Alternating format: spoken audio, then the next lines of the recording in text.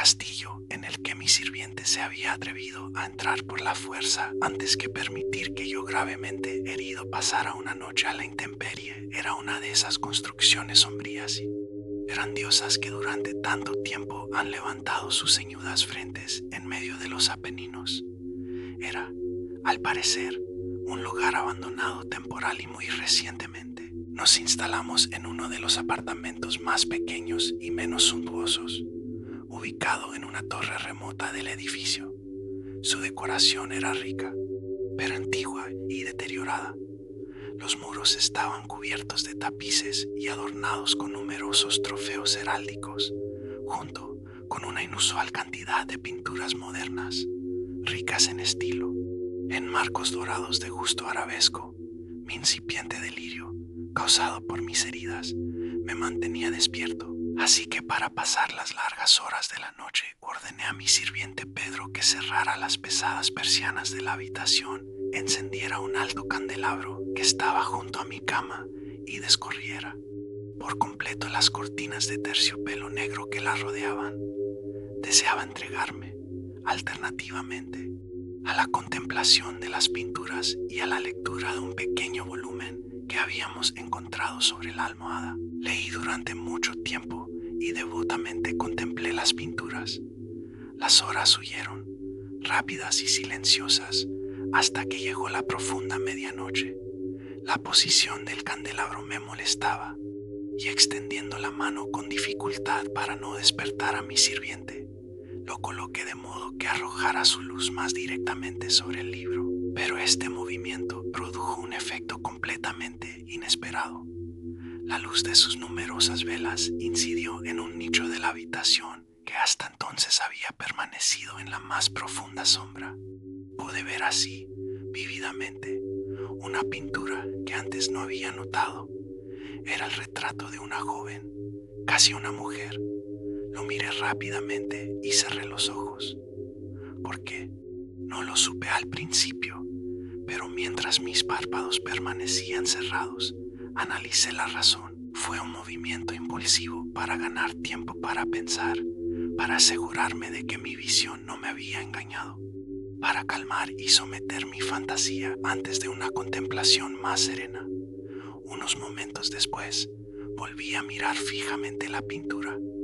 Ya no podía dudar, aun si lo deseara, de que estaba viendo correctamente. El primer destello del candelabro sobre aquel lienzo había disipado el estupor soñoliento que se apoderaba de mis sentidos y me había devuelto de golpe a la vigilia.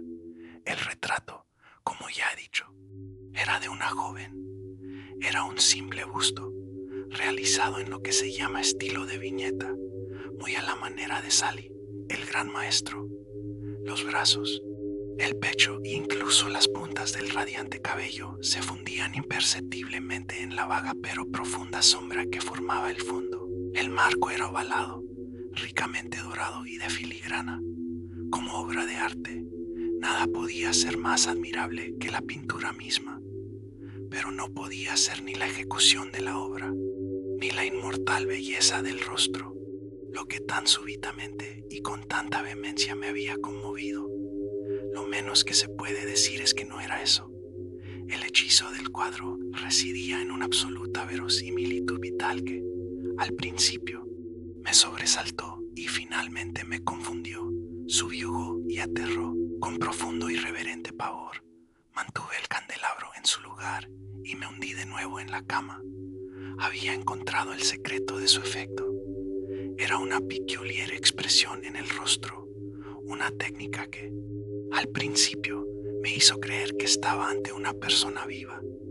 Permanecí una hora, quizás, medio sentado, medio reclinado, con los ojos fijos en el retrato. Finalmente, satisfecho con el verdadero secreto de su efecto, me dejé caer de nuevo en la cama.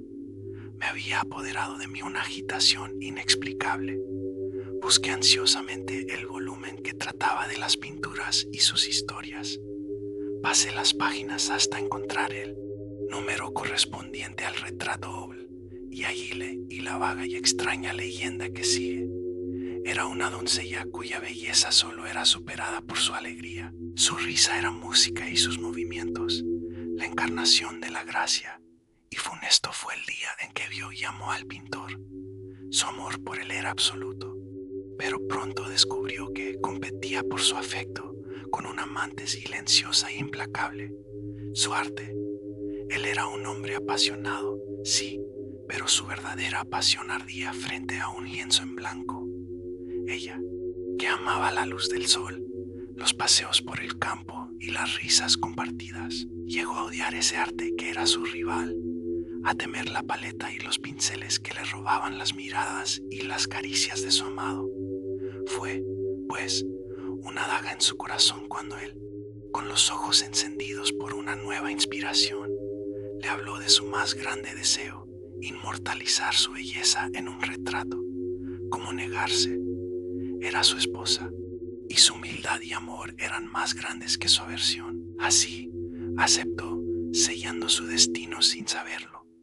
Él la condujo a la habitación más alta y solitaria de la torre del castillo, un lugar oscuro donde la única luz, una luz fría y celestial, se filtraba desde una única ventana en el techo, cayendo directamente sobre el lugar donde ella debía posar, y allí se sentó, dócilmente, día tras día, semana tras semana. Al principio, intentaba sonreír, mantener esa chispa de alegría que él tanto amaba, pero el frío de la piedra y el silencio, roto solo por el raspar de los pinceles, comenzaron a apagar su espíritu. El pintor, mientras tanto, había entrado en un trance febril. Su trabajo se convirtió en una obsesión gloriosa. No veía a la mujer que tenía delante, solo veía la imagen que quería crear. No notaba que las mejillas de su esposa perdían su color rosado, que sus ojos perdían su brillo, que su cuerpo se debilitaba en la silla. Estaba tan perdido en su ensueño que no comprendía que los colores que mezclaban en su paleta los tintes que con tanto ardor aplicaba al lienzo eran extraídos gota a gota de la vida de la mujer que posaba para él. Ella, sin embargo, no se quejaba. Veía el fuego en los ojos de su marido, un fuego que ya no era para ella, sino para su creación, y sonreía débilmente. Su amor era tal que encontraba un último consuelo en ser el instrumento de su pasión, aunque esa pasión la estuviera consumiendo. Cuando el trabajo se acercaba a su fin, el pintor se volvió salvaje en su fervor. Prohibía la entrada a la torre a cualquiera, y rara vez apartaba la vista del lienzo, ni siquiera para mirar el rostro de su esposa. Estaba tan absorto que no quería ver que cada pincelada que daba vida al retrato era un aliento que le robaba a ella. Finalmente, tras largas semanas, solo quedaba un último toque por dar en la boca, un último matiz en el ojo. El espíritu de la dama, que había parpadeado durante tanto tiempo, ahora era apenas una brasa agonizante. El pintor aplicó el color, dio la última pincelada.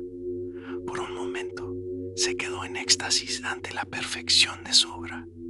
Entonces, temblando, pálido de asombro, gritó con voz atronadora: «Esta es, en verdad, la vida misma», y se volvió, triunfante, para compartir su creación con su amada.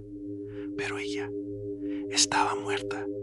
Su último aliento había exhalado en el instante en que el pincel había dado el toque final. Su vida había pasado irrevocablemente al retrato.